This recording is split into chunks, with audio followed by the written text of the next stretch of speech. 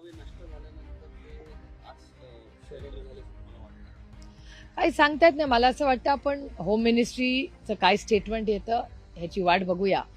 पण तो व्हिडिओ करणं म्हणजे मला विचाराल तर चीड येणार आहे ते. एकीकडे जेव्हा सरकार त्यांना अरेस्ट करू पाहतंय, त्यांच्या विरोधात गेले 15-20 दिवस रोज बातम्या येत आहेत, त्याचा एक व्हिडिओ करून व्हायरल करून शरण येणं वगैरे, मग हे शरण होऊ शकतात. तुम्हाला चॅनलवर आधी बातमी होती, मग आपल्या पोलिसांना कसं कळलं नाही हे कुठे होते, हा प्रश्न येतोच ना मनात. पोलिसांचं अपयश आहे. मी तुम्हाला सांगू, महाराष्ट्राच्या पोलिसांचा मला सार्थ अभिमान आहे.